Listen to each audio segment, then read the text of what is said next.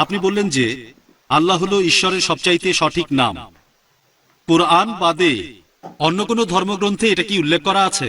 যদি হিন্দুদের ধর্মগ্রন্থ পড়েন উপনিষদ, একটা উপনিষদের নাম দেওয়া হয়েছে আল্লাহ উপনিষদ, আর সর্বশক্তিমান ঈশ্বরকে ডাকা হয়েছে আল্লাহ বেশ কয়েকবার।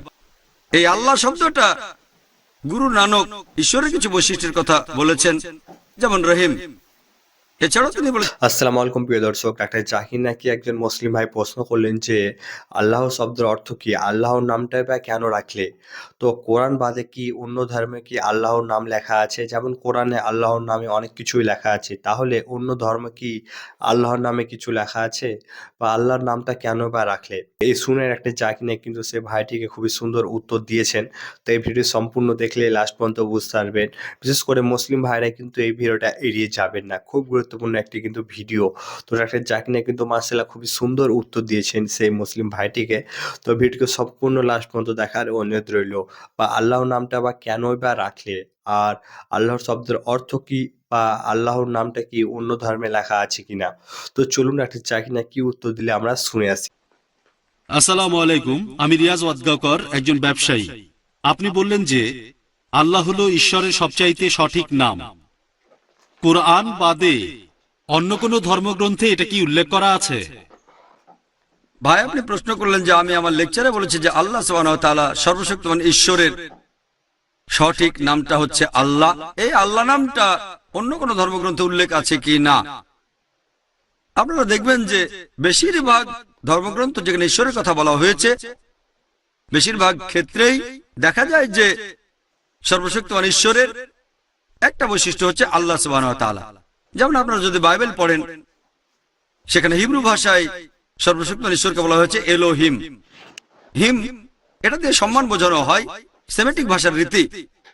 তাহলে আসল শব্দটা এলো। এলো মানে ঈশ্বর। আপনারা বাইবেল পড়লে দেখবেন ওল্ড টেস্টামেন্টেও ঈশ্বরকে বলা হয়েছে এলো অথবা এলা। আর ইংরেজি বাইবেল যেটা রিভাইজ করেছেন রেভারেন্ড স্কফিল্ড, তিনি এই শব্দটার বানান করেছেন এলা, সেখানে দিয়েছেন তিনি ইএল অথবা ইএলএএইচ অথবা এএলএএইচ। উচ্চারণ হবে এলা, এল এলা বা আলা, এএলএএইচ। আমরা মুসলিমরা যখন ইংরেজিতে আল্লাহ লিখি তখন লিখি এএলএলএএইচ, তবে রেভারেন্ড স্কফিল্ড লিখেছেন এএলএএইচ। তারা বলে এলা, আমরা বলি আল্লাহ। স্কুলে থাকতে আমি শিখেছিলাম T O to, D O do, G O. জিওতে কি হবে? গু হবে না, হবে গো। তারপর শিখেছি B U T but, C U T cut, N U T nut.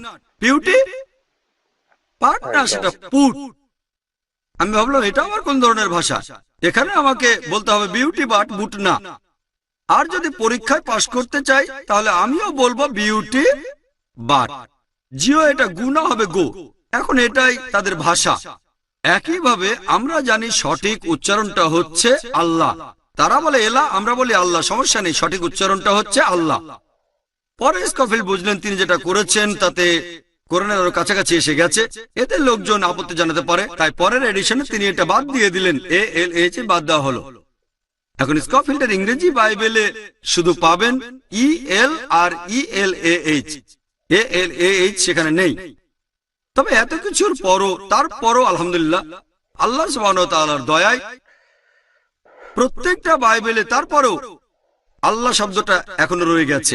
কারণ পবিত্র বাইবেল অনুযায়ী, তাদের মত অনুযায়ী যীশু খ্রিস্টকে যখন ক্রুশবিদ্ধ করা হলো, এটা আছে গসপেল অফ ম্যাথিউ অধ্যায় নম্বর 27 অনুচ্ছেদ 46। এছাড়া আছে গসপেল অফ মার্ক অধ্যায় 15 অনুচ্ছেদ 34।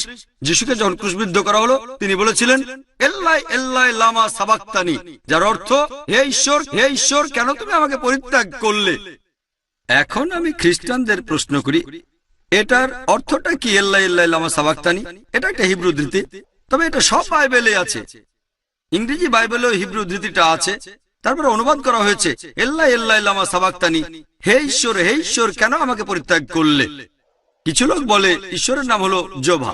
আমি তাদের বলি এল্লাই এল্লাই লামা সাবাক্তানিকে এরকম শোনাচ্ছে জেহোভা, জেহোভা, কেন আমাকে পরিত্যাগ করলে। তারা বলবে না। এরকম শোনাই যিশু, যিশু, তিনি শান্তিতে থাকুন, কেন আমাকে পরিত্যাগ করলে। তারা বলবে না। হিব্রু আর আরবি এরা একই রকমের ভাষা। যদি এই এল্লাই এল্লাই লামা সাবাক্তানিকে আরবি করেন, সেটা হবে আল্লাহ আল্লাহ লামা তারাক্তানি। একই রকম শোনাচ্ছে? হ্যাঁ, কারণ কাছাকাছি ভাষা। এখানে আরেকটা দিক আমি বলি, বাইবেল পৃথিবীর 2000-এরও বেশি ভাষায় অনুবাদ করা হয়েছে, আর সব অনুবাদেই এই হিব্রু উদ্ধৃতিটা রাখা হয়েছে, এল্লাই এল্লাই লামা সাবাক্তানি। হোক সেটা Tamil Bible, Chinese Bible, Hebrew Bible, প্রত্যেক বাইবেলেই এই হিব্রু উদ্ধৃতিটা রাখা হয়েছে। আর এভাবে আল্লাহ সুবহানাহু ওয়া তাআলার নাম বাইবেলের সব অনুবাদেই এখনো আছে। এই আল্লাহ শব্দটা গুরু নানক ঈশ্বরের কিছু বৈশিষ্ট্যের কথা বলেছেন, যেমন রহিম। এছাড়াও তিনি বলেছেন আল্লাহ। যদি হিন্দুদের ধর্মগ্রন্থ পড়েন, উপনিষদ, একটা উপনিষদের নাম দেওয়া হয়েছে আল্লাহ উপনিষদ, আর সর্বশক্তিমান ঈশ্বরকে ডাকা হয়েছে আল্লাহ বেশ কয়েকবার। এমনকি ঋগ্বেদেও, যদি আপনারা ঋগ্বেদ পড়েন, সেখানে আল্লাহ সুবহানাহু ওয়া তাআলার নাম, তার একটা বৈশিষ্ট্য, সেটা আছে 2 নম্বর গ্রন্থ, অনুচ্ছেদ নাম্বার 1, পরিচ্ছেদ 11। সর্বশক্তিমান ঈশ্বরের একটা বৈশিষ্ট্যের নাম হচ্ছে আল্লাহ। তারা লেখে ILA, তবে উচ্চারণের সময় আমরা তাদের উচ্চারণ করতে শুনি আল্লাহ। যদি আপনারা পবিত্র কোরআন পড়েন, এই কোরআনে 99টি আলাদা নামে ডাকা হয়েছে আল্লাহ সুবহানাহু ওয়া তাআলাকে। যেমন ধরেন আর রহমান, আর রহিম, আল হাকিম, পরম করুণাময়, পরম দয়ালু, পরম জ্ঞানী। 99টি সুন্দর নাম, আর প্রধান নামটি হলো আল্লাহ। আমরা ইসলাম ধর্মের অনুসারীরা কেন আল্লাহকে ডাকি আরবি শব্দ আল্লাহ নামে, কেন ইংরেজিতে গড বলি না? কারণ ইংরেজি গড শব্দটাকে দিয়ে অনেক শব্দ বানানো যায়, যেটা আরবি শব্দ আল্লাহ দিয়ে সম্ভব না। যেমন ধরুন, যদি গডের পরে এস অক্ষরটা যোগ করেন, তাহলে হবে গড। গডের বহু বচন, আল্লাহর কোনো বহু বচন নেই। কুল আল্লাহু আহাদ, বলো তিনি আল্লাহ এক এবং অদ্বিতীয়। যদি আপনারা গডের পরে DESS বসান, সেটা হবে গডেস, অর্থাৎ মহিলা গড। পুরুষ আল্লাহ বা মহিলা আল্লাহ বলে কিছু নেই ইসলামে। আল্লাহ সুবহানাহু ওয়া তাআলা এক, অদ্বিতীয়, তার কোনো লিঙ্গ নেই। যদি গডের পরে ফাদার শব্দটা বসান, তাহলে হবে গড ফাদার, সে আমার গড ফাদার। আল্লাহ ফাদার বা আল্লাহ আব্বা বলে কিছু নেই ইসলামে। যদি গডের পরে মাদার বসান, তাহলে হবে গড মাদার। আল্লাহ মাদার বা আল্লাহ আম্মি বলে কিছু নেই ইসলামে। যদি গডের পরে 3 শব্দটা বসান, তাহলে হবে 3 গড, অর্থাৎ নকল গড।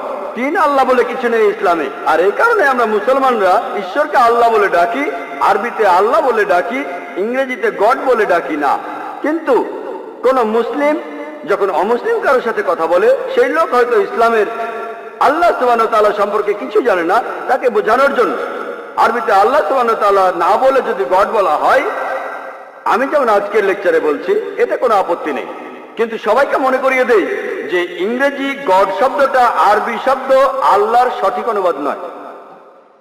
আর এই আল্লাহ শব্দটা পৃথিবীর বেশিরভাগ প্রধান ধর্মগ্রন্থেই উল্লেখ করা হয়েছে, এমনকি হিন্দু ধর্মগ্রন্থে উল্লেখ আছে। যদি ঋগ্বেদ পড়েন, 2 নম্বর গ্রন্থ, 1 নম্বর অনুচ্ছেদের 11 পরিচ্ছেদে সর্বশক্তিমান ঈশ্বরের একটি বৈশিষ্ট্যের কথা আছে।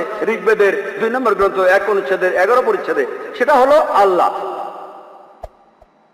আর যদি সংস্কৃত ডিকশনারি পড়েন, হিন্দু ডিকশনারি, বলা হয়েছে আল্লাহ সৃষ্টিকর্তার একটি নাম। এছাড়াও আরো আছে, সৃষ্টিকর্তাকে বলা হয়েছে আল্লাহ। ঋগ্বেদে 3 নম্বর গ্রন্থে 30 অনুচ্ছেদের 10 পরিচ্ছেদে, এছাড়াও ঋগ্বেদে 9 নম্বর গ্রন্থ 67 অনুচ্ছেদের 30 পরিচ্ছেদে সৃষ্টিকর্তাকে বলা হয়েছে আল্লাহ। তো মাসাল্লাহ, প্রিয় দর্শক, ডাক্তার জাকির নায়েককে প্রশ্ন করেছিলেন যে আল্লাহ শব্দের অর্থ কি, বা কোরআন বাদে আল্লাহর নাম কি অন্য ধর্মগ্রন্থে কি লেখা আছে? তো এইটি প্রশ্ন করেছেন। তো মাসাল্লাহ, ডাক্তার জাকির নায়েক কিন্তু খুবই যুক্তির সাথে উত্তরটি দিলেন, খুবই সুন্দর লাগলো।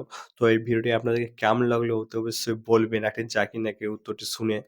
আর এরকমই গুরুত্বপূর্ণ টপিকে ভিডিও পেতে হলে আমাদের এই চ্যানেলটা শুধু আমরা ইসলামিক পরিচয় ভাবে বানিয়েছি। আমরা শুধু একটা জাকির নায়েকের বা ইসলামিক পরিচয় ভিডিও আপলোড করে থাকি। তো অতি অবশ্যই মুসলিম ভাইরা এই চ্যানেলটিকে সাবস্ক্রাইব করে রাখবেন এরকম ইসলামিক পরিচয় গুরুত্বপূর্ণ টপিকে ভিডিও পেতে হলে। তো ভিডিওটিকে আপনারা বেশি বেশি করে শেয়ার করে দিবেন, আমাদের মা বোনদেরকে দেখার সুযোগ করে দিবেন। তো দেখা হবে নতুন একটি ভিডিওর সাথে।